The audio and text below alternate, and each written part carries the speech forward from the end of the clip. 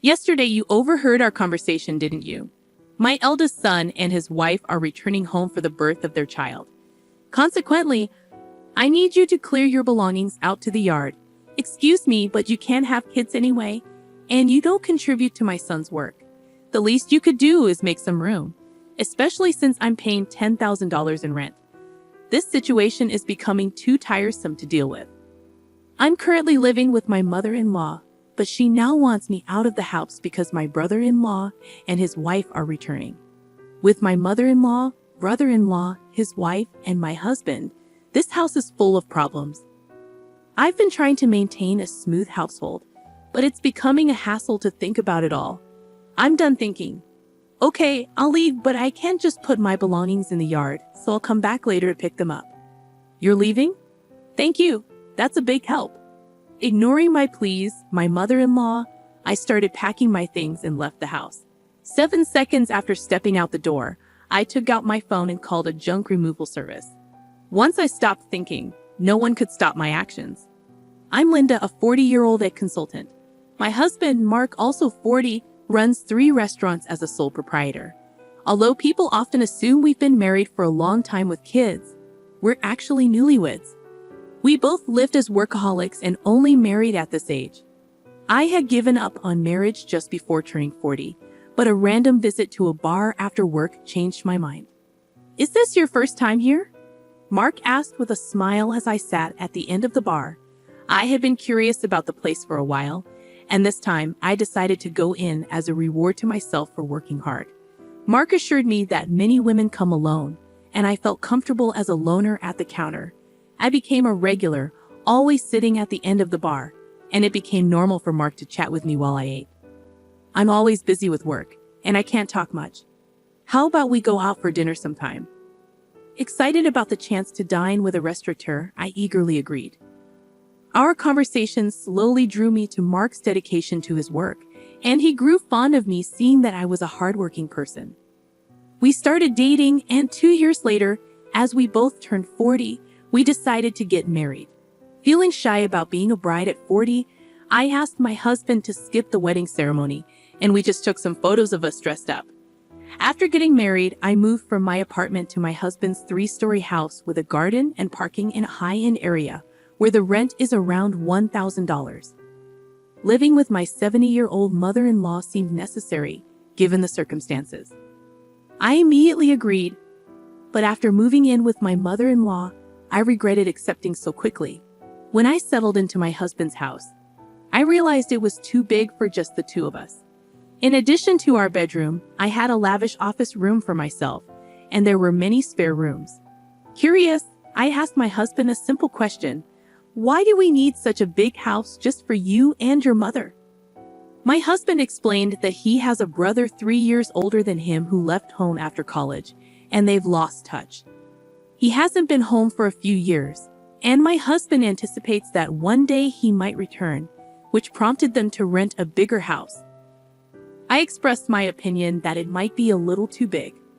Well, I got married and you came, so I guess it all worked out, my husband said with a smile as he unpacked my books and arranged them on the shelf. He shared stories about his brother Daniel, who seemed to be hopping from job to job. Despite his brother's situation, my husband didn't harbor negative feelings towards him. Don't talk about that kid. What if he really comes back? My mother-in-law appeared at the doorway of what would be my office, seemingly checking on us. It was clear she didn't have a good opinion of him, unlike my husband. I worried that conflicts might arise between my husband and mother-in-law regarding his brother someday. I'm not too fond of you either, Mom. Come on, we're going to live together now, so stop saying things like that, I said. My mother-in-law walked away, and my husband apologized, assuring me he would talk to her. I told him it's okay. I had a similar talk when we met for the wedding. I'll build a relationship with your mother as we live together, I assured him, taking a book from his paused hands and placing it on the shelf. It seemed she didn't like my age. Being 40 makes it challenging to have children, and my mother-in-law probably wished Mark had married someone younger. Once the move was complete and our married life officially began, my mother-in-law's coldness towards me became evident. While there was no harassment or physical violence, she ignored or avoided me as much as possible. It felt a bit lonely, but I decided to consider it okay for now and hope to build a relationship with her over time. More pressing was my concern for Mark. "Are you okay with your work?" I asked him. "No, it's pretty bad. I need to take action soon, but it's tough to arrange the finances," Mark replied, sitting at the dining table with his head in his hands. I abandoned the dishes and settled in front of him, eager to listen. "These are tough times," Mark began, his voice heavy with concern. "Prices are soaring, expenses climbing, and customers are tightening their wallets. There's no end in sight. If this keeps up, I might have to close another one of our stores." About a year into our marriage, the situation at Mark's restaurants worsened. One of the 3 stores had already closed, and it seemed another might follow suit. Seeing Mark's troubled face weighed heavily on me, but my mother-in-law appeared unfazed by these challenges. "You're Mark's wife, but you don't help out at the store. You just do your own job. Can you really say you're fulfilling your role as a wife?" My mother-in-law's voice cut through the air from the living room, having overheard our conversation. I wondered what she was thinking, but she had her own perspective. "Mark has been running his own restaurant for nearly 10 years, overcoming various challenges. I believe he'll pull through this time too. You, his wife, shouldn't be making that face. Are you trying to feed into his anxiety and make him fail?" "What a terrible wife," she shouted again, her words dripping with spite and venom. I knew she wasn't simply trying to provoke me, but there was some truth in her words. Taking her words positively, I resolved to support Mark to the fullest, smiling reassuringly at my anxious husband. A year later, just as she said, Mark managed to turn the situation around and avoided closing a second store. "See, I told you," I said to my mother-in-law. "A stupid wife who can't even trust her husband. Don't drag Mark down," she replied, lashing out at me without reservation. Though our relationship seemed strained, since Mark's business was doing well, I considered it a break-even situation. However, things took a turn for the worse. Mark, having stabilized the business and with some extra money, seemed to get carried away, and rumors of his affair surfaced. I couldn't fathom what he was thinking. Surely there were better ways to spend the money. It's peculiar how bad situations tend to pile up. Having witnessed Mark's business revenue drop, I understood this all too well, but I never imagined it would happen to me. Then Daniel called, my brother. Yes, Daniel, a freelancer, and his pregnant girlfriend, who worked at the same bar as Mark. They asked if they could move into our house and if they could work at Mark's restaurant. As I pondered how to address Mark about the affair from the dining room, my mother-in-law entered the living room and engaged him in conversation. They discussed Daniel, whom I had never met, and I felt completely sidelined as they continued their discussion. It was a peculiar scene. My mother-in-law, who used to resent Daniel for not fulfilling his role as the eldest son, was now urging Mark to welcome him. The reason was straightforward: the prospect of a grandchild. She had previously given up hope of seeing one, but now perceived an opportunity and had a change of heart. She even planned to offer them a home and jobs. Mark, who had always been supportive of Daniel, had rented this large house for such an occasion. However, circumstances had shifted, and I found myself caught in the middle. It struck me as odd to have Daniel and his family move in. I glanced at Mark from the dining area, and he returned my gaze with a troubled expression. Come on, it's a good thing. Daniel is in trouble, and you, Mark, have the means to help him, my mother-in-law said, pressing him. Mark seemed unable to refuse his mother's request, and I couldn't help but feel disappointed. I had hoped he would stand up to her, but it seemed like wishful thinking. He kept glancing at me, likely concerned about my reaction. With the deteriorating relationship with my mother-in-law, Mark's affair, and now the prospect of living with Daniel and his family, the problems were mounting. Overwhelmed and unsure where to begin, I decided to abandon my thoughts for the day and simply go to sleep. The next day, a holiday and likely due to extreme mental fatigue, I slept in until late morning. Mark was at work, leaving just my mother-in-law and me at home. As I reluctantly made my way to the living room, I dreaded what she might say about my late awakening. "You sure slept in. Must be nice to have such leisure," she remarked, surpassing my expectations. She then informed me about Daniel and his wife's impending visit for maternity leave. "So move your stuff out to the yard." "Excuse me?" I questioned, still groggy from sleep. She clarified that I should vacate to make room for Daniel and his family, citing my inability to have children and lack of contribution to Mark's work. I was taken aback. It seems she was indeed asking me to leave the house. Realizing that my presence was now deemed unnecessary, I decided it was too much trouble to fret over Mark, my mother-in-law, Daniel's family, and their future.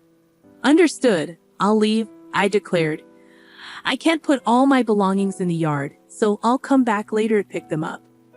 Ignoring my words, my mother-in-law expressed gratitude, and I began packing my things, leaving the house 7 seconds after stepping out the door.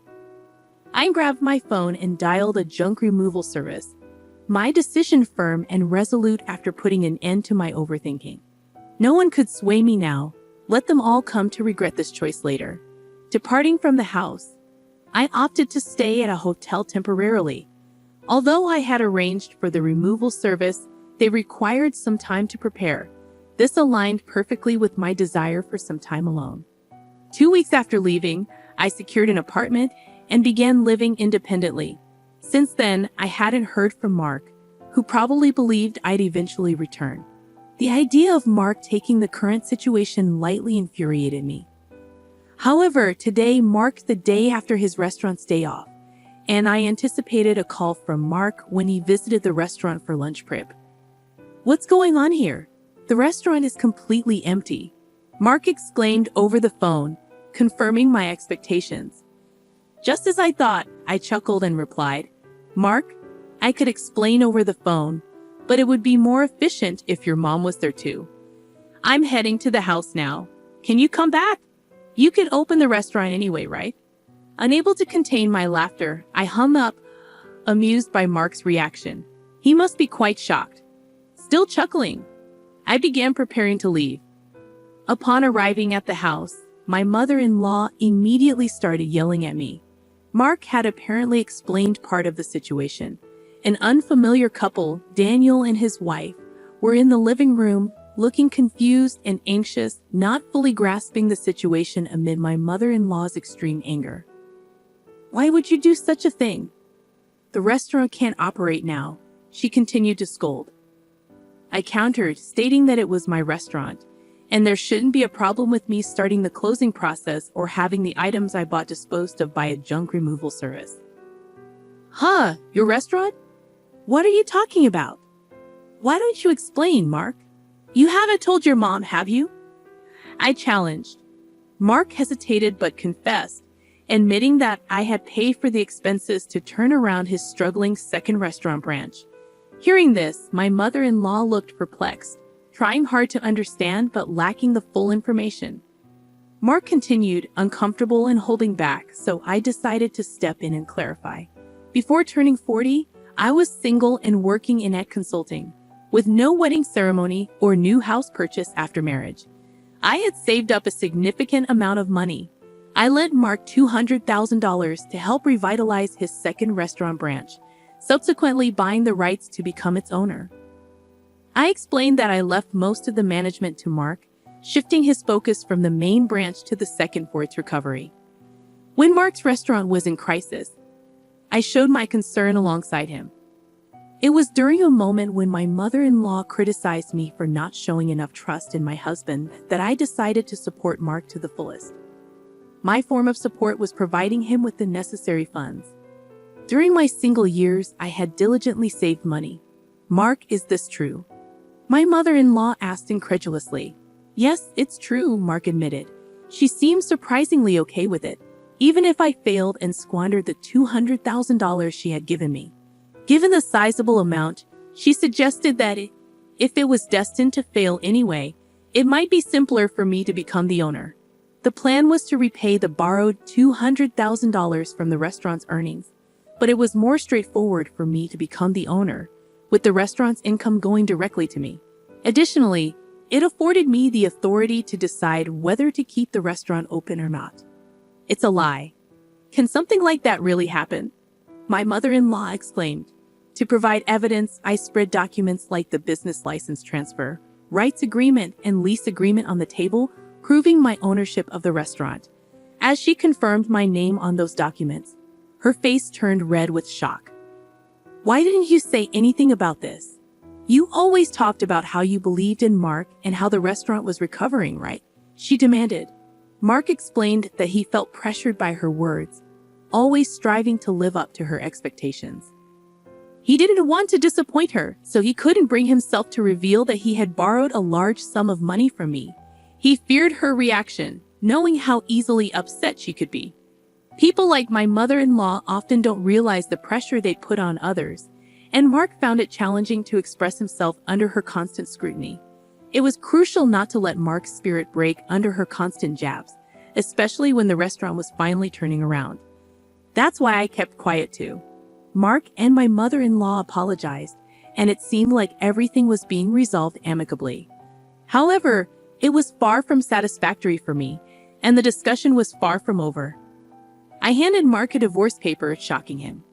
He assumed it was a reconciliation, but I knew about his affair with a part-timer, and the other part-time workers were aware of it too.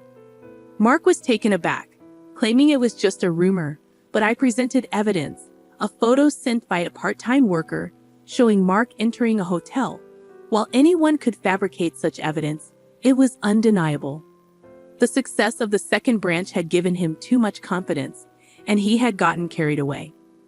The resolution wasn't as simple as reconciliation. It required deeper discussions and decisions to be made. I reflected on my role as the restaurant owner, acknowledging that while I couldn't handle day-to-day operations, I made occasional visits to stay connected. The part-time workers, having learned about Mark's affair, sought my assistance. With their unwavering support, they provided evidence and kept the impending closure of the restaurant from Mark.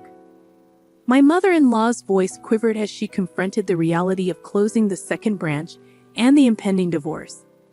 The revelation that I had been paying the entire $10,000 monthly rent added another layer of shock. Mark, now burdened with the weight of financial difficulties, faced an uncertain future.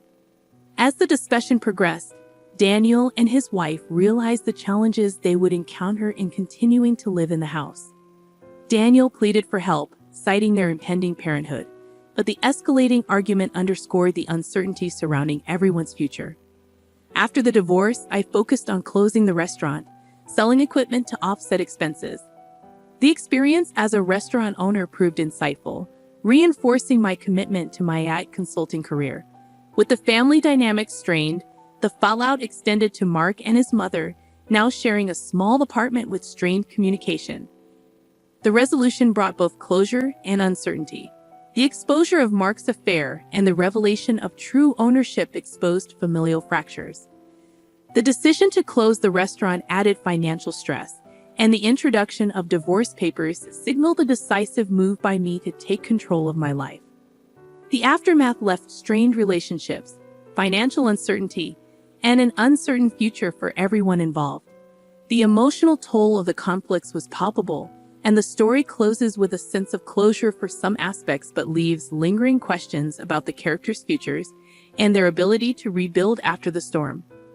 The resolution, while providing clarity, marks the beginning of a new chapter as each character navigates the consequences of their choices.